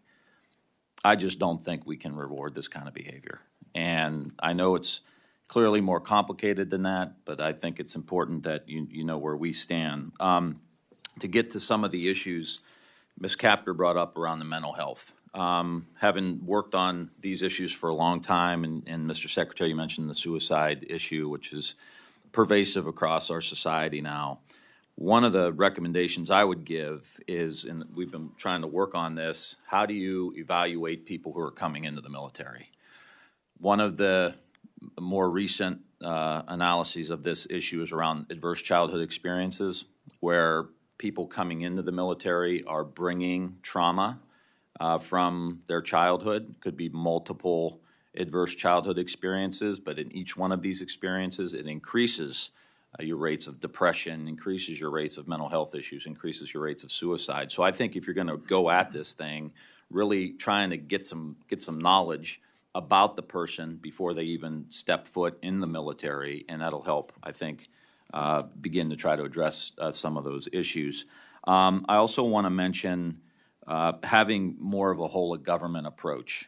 You look at the problems that we have now in Eastern Europe. A lot of this is because of the energy issue and the over-reliance on Russia for oil and gas. And I think a whole of government approach. We have gas in Eastern Ohio, Western PA, Utica Shale, Marcellus Shale. How do we build the infrastructure to get this gas, liquid natural gas or whatever it is, out of Eastern Ohio to Eastern Europe? And having obviously not necessarily a short-term solution, but a mid to long-term solution to help our allies in Europe be more reliant on American energy than on Vladimir Putin, which could, I think, knock the legs out from under him. Lastly, and Ms. Capter brought this up too, and she mentioned it around the issue of food. And, it may seem like an ancillary issue in the military, but we've seen from recent studies, multiple studies showing increased rates of obesity, increased rates of diabetes in the military. Now, a few years ago, I sat on the VA committee, right? So we're seeing, what are we feeding our troops when they're active? And now we have obesity and diabetes when they go to the VA, which is driving up costs. And I've been working on this issue for a couple years, and we've had the Army make promises about a campus dining pilot, the Air Force Academy, which in good faith they got shut down because of the pandemic. But the superintendent there promised to resume the program. Air Force promised to expand their Food 2.0 modernization to Food 3.0. None of these services mentioned fulfilled their assurances. Navy and Marine Corps did not break any promises because they haven't made any promises. But to me, when you see the recently published report on the military food system, the GEO found that each services abysmally managed its food systems. And I just think this is something that it's so complicated. My staff brought me a flow chart of how the food system works in the military. It's insane. I mean, there's so many. It's dry. You know, there's no flow. And I just want to be very clear. This is not a food. This is a food management and operations problem. This isn't a nutrition problem. Everybody knows what we should be eating. I mean, it's a pretty common knowledge. So in 22, Mr. Secretary, we passed legislation recommending the formation of a food transformation cell, within the Office of the Secretary of Defense. And if you could just tell us, what the status is of that cell and how you can assure us that as we move towards food transformation, there's not going to be more broken promises. I think this is a very important issue for us to save money that we can then put into, a lot of these other programs. Mr. Secretary, once again, I'll give you a few extra moments here to answer the question. Thank the chair for her generosity. Well, thanks, sir. First of all, let me thank you for your interest in this and the work that you've done in the past. And I would like to say that I share your concerns on the importance of this. And I think that the Food Transformation Cell will provide significant benefit in terms of assisting us in coordinating our efforts here. That cell is going to be stood up in September, and then in October, we'll submit a report to you on how we stood it up and the progress that's been made to date. So it's a work in progress, but September is the date when that cell will start. Well, thank you, Madam Chair. Mr. Kilmer. Thank you, Madam Chair, and thank you both for being with us and for your service to our country. Last year, when you were in front of the subcommittee, I asked about the Shipyard Infrastructure Optimization Program, the SIOP, which is a 20-year, $21 billion investment in modernizing and optimizing our shipyards. I was pleased to hear both of you say very positive things about that, about the importance of that in terms of the capacity of the Navy to meet its mission. And just understanding how critical that was. And I want to thank you for that, not only for your support of SIOP, but for our public shipyards too. Having said that, I am a bit worried that the program's falling behind in terms of both cost and time. Not to put too fine a point on it, but this really matters. We don't have a shipyard on the West Coast that can handle a Ford-class carrier. And so time is of the essence, and would gleefully invite you to come visit Puget Sound Naval Shipyard in our neck of the woods. The SIOP relies on area development plans to inform the optimization program portions of the SIOP and provide accurate schedule and cost estimates. Those were originally scheduled to be completed at the end of this fiscal year. It looks like that's probably going to slip to the end of next fiscal year. Or even later. The Navy also promised to provide a SIOP strategic framework to coincide with the release of the President's budget, but Congress still hasn't received that plan. That guidance aligns all the SIOP activities and provides the overarching framework to implement the SIOP as it moves from the planning into the execution phase. So I'm just concerned that delays both to the area development plans and to the SIOP strategic framework could postpone implementation of some investments that really need to happen for the Navy to meet its mission. So I guess I want to hear from you sort of what the plan is for just making sure that this program stays on track and what your office is planning in that regard. Thanks, sir. Again, thanks for your support and your focus on this. It is truly important in terms of making sure that we maintain a world-class capability that we've had and will continue to have with our United States Navy. We invested in this last year. We're asking you for $1.7 billion to put towards this work going forward. That's an historic amount. It's twice the amount that we invested in last year. It certainly helps to get a budget passed on time so that we can make sure that that we're implementing our plans on time and clearly. I believe that going forward, without the impacts of COVID and some other things, that we'll be able to come closer to meeting our goals and objectives. But again, we're not where we want to be. This is important to the Navy, and again, we'll make sure that the Navy is doing everything it can to maintain pace, and we're going to have to pick up the pace here. So, do you envision a future in which we have to, or you have to set specific targets and metrics and timelines and milestones to just ensure that the Navy's keep it on track? Navy has those, but certainly making sure that they execute in accordance with the plan is important. And if those goals and objectives are insufficient, then we'll revisit that. Let me ask, with the time I have left, I know unmanned vehicles are a key part of the cutting edge technologies that DoD is using now and in the future to combat threats from Russia and China and elsewhere. The Navy's 30-year shipbuilding plan calls for an increase in unmanned assets. That plan proposed to grow the fleet of unmanned subsurface vehicles from 0 in the current inventory to potentially 50 by fiscal year 2045. Growth in these technologies will lean on installations, including Keyport in my neck of the woods, which is one of the leaders in UUVs, unmanned underwater vehicles. As the Navy begins to acquire more unmanned vehicles, how can Congress ensure the Navy is ready to operate this technology alongside manned vehicles? Well, we're still learning a lot. I point to some of the work that the 5th Fleet Commander is doing out in the Middle East. This is tremendous capability that we've just begun to scratch the surface on. In terms of what it's going to take to fully develop this, there are a bunch of unknowns now. But it's, I believe that this is a capability that we need to go after faster, further, and so I'll work with the CNO and the SecNav to ensure that they're identifying what their needs are going forward, and that this capability is fully integrated into our manned surface and underwater capabilities as well. So. Thank you, Madam Chair. I yield back. Mr. Calvert, any closing remarks? Yes. Thank you, Madam Chair, and I'm going to submit a number of questions for the record and regarding innovation, hypersonics, Taiwan, fuel costs, a whole bunch of things that we didn't have time to cover today. But General Milley, we had discussed this the other day, and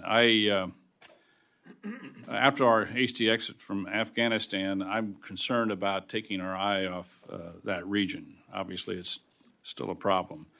And as you know, 3 of the 13 service members killed in Afghanistan were either in or near my district in California. Lance Corporal Kareem Nakui, Corporal Hunter Lopez, and Lance Corporal Dylan Marola. The families of the fallen of these folks, these heroes, want obviously justice and accountability. We can discuss this more in a classified setting, but as you know, we're doing what you're doing to find and prosecute these terrorists that conducted that suicide attack at Abbey Gate is extremely important. Not just to the families, but to the morale of the United States Marine Corps that obviously went there and did their duty. Also, I'm concerned about the limitations presented over the horizon counterterrorism capability that potentially will allow ISIS-K and Al-Qaeda to regroup.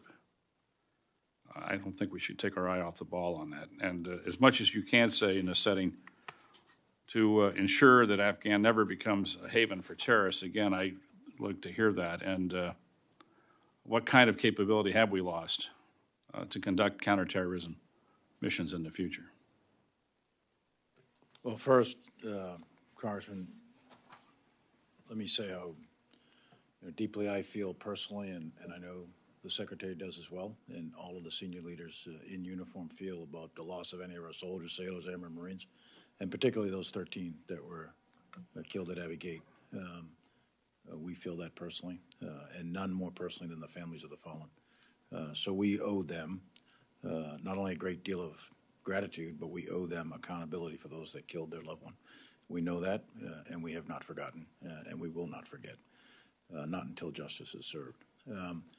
With respect to over-the-horizon capability, I'd like to go into some detail in a classified session, but you and the American people should know that we remain committed as a military to the very first mission statement that we got in Afghanistan, which was to ensure that Afghanistan never again becomes a platform from which terrorists will strike the continental United States. They haven't done that since 9/11, and we are committed to making sure that never happens again.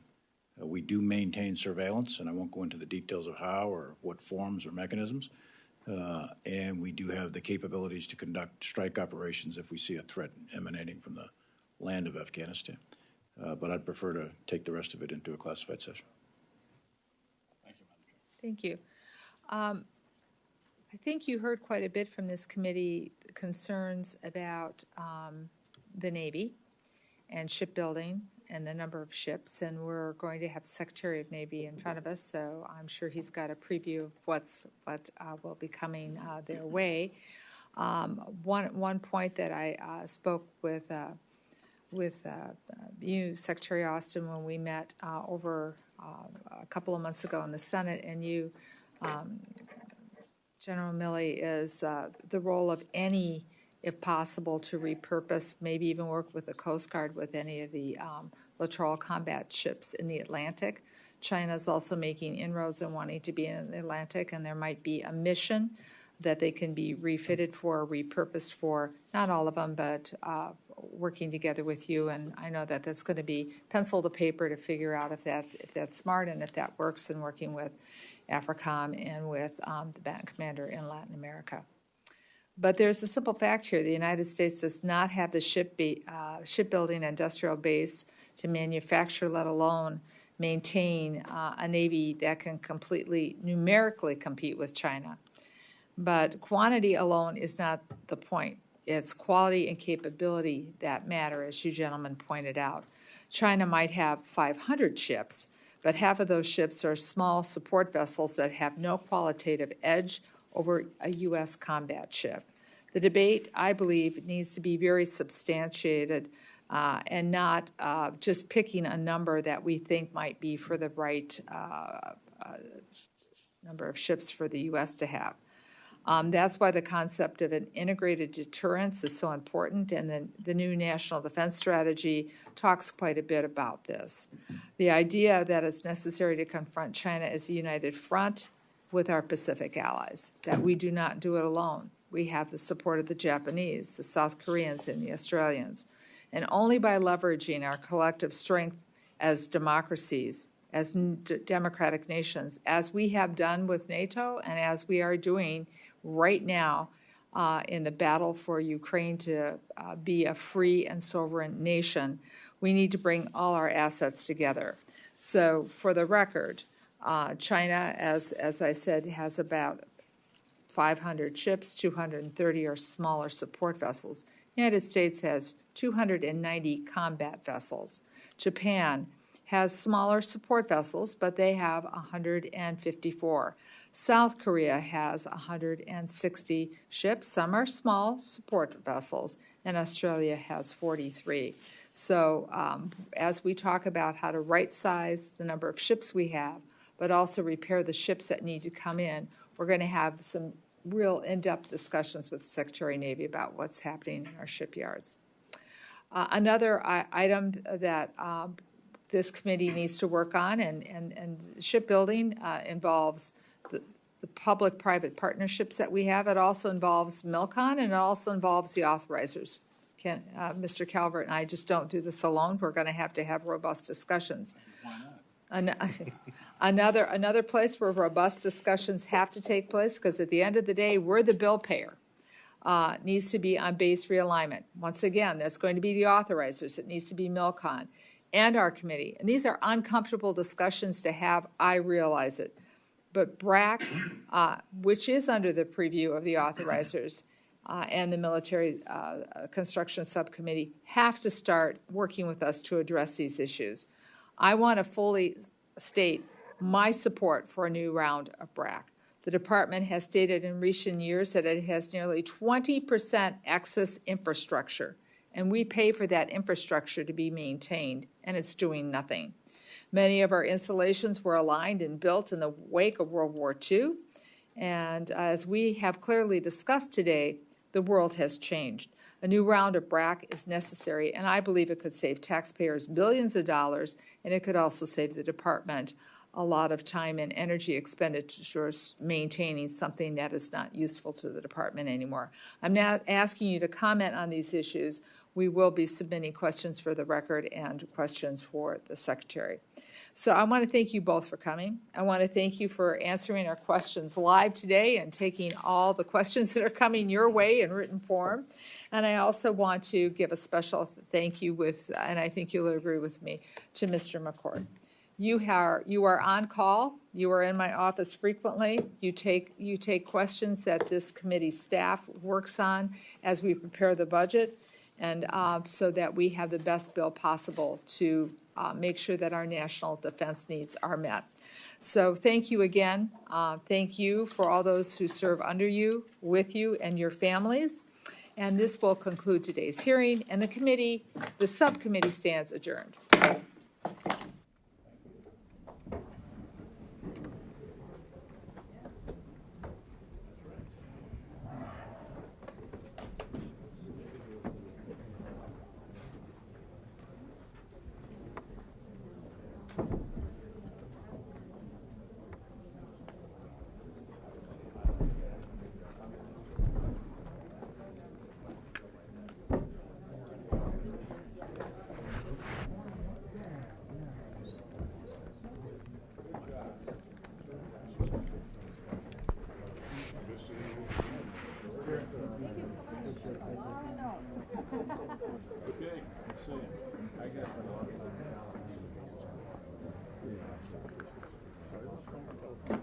What's that?